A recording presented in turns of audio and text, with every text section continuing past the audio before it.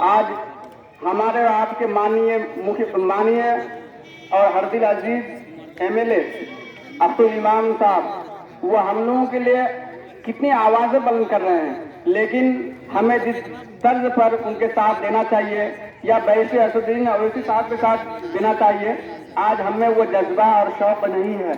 तो आज से हम संकल्प ले लें, एक मजबूत इरादा बना लें कि ये लोकसभा चुनाव जो आने वाला है चंद दिनों के बाद, उसके अंदर एक दिल और नेक दिल होकर के जनाब अख्तर ईमान साहब के हाथ को मजबूत करें और जनाब बैरिस्टर असदुद्दीन अवैसी साहब के हाथ को मजबूत करें। क्योंकि आप और हमारे बीच बहुत से लोग आते हैं, अपनी अपनी बातों को रख करके चले जाते हैं, लेकिन जब से हमारे विधायक जनाब अख्तर ईमान साहब आए, आपने बहुत थाने में भी देखा होगा, यहाँ तक कि मिसाल के तौर पर पासपोर्ट को ही देख लीजिए। जनाब अख्तर ईमान साहब के आने से पहले पासपोर्ट के लिए पुलिस जो है वेरिफिकेशन के लिए 2 से 3 हजार लिया करती थी, लेकिन जब से जनाब आए हैं तब से 500 या 700 या 200।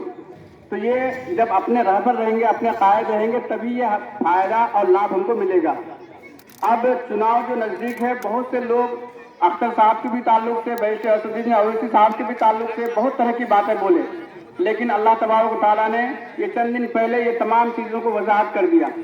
जैसे खुद नीतीश कुमार जी बोला करते कि बी टीम, लेकिन आज हम और आप सब कोई जानते हैं कि बी टीम कौन है। तो ये सब हमको और अपने आप को कमजोर करने के लिए, बल्कि मुसलमानों को बरसर इक़्तिदार से रोकने के लिए इस तरह के वो लोग प्रोपेगेंडा और मनसूबाबंद साजिश रच रहे थे। तो हम और आपको होशियार होने की जरूरत है। अपने मोहल्ले को, अपने समाज को, अपने पंचायत को, या जिसका भी जिस लेवल के एतबार से पकड़ है समाज के अंदर, उस एतबार से अपने वोटरों को जो है मजबूत करें और अपने वोटरों को जहां तक हो मजलिस इत्तेहादुल मुस्लिमीन पार्टी के जो आगामी जो ये सांसद के उम्मीदवार हैं जनाब अख्तर ईमान साहब, उनके हाथों को मजबूत करना है और उनको भारी बहुमत से जो है कामयाब दिलाना है। इसी में हम सबों की जो है भलाई भी है, क्योंकि आज मुसलमान 20% के तादाद पर यहाँ पे है बिहार में, लेकिन हमारा जो है कोई रहबर नहीं है, हमारा कोई कायद नहीं है।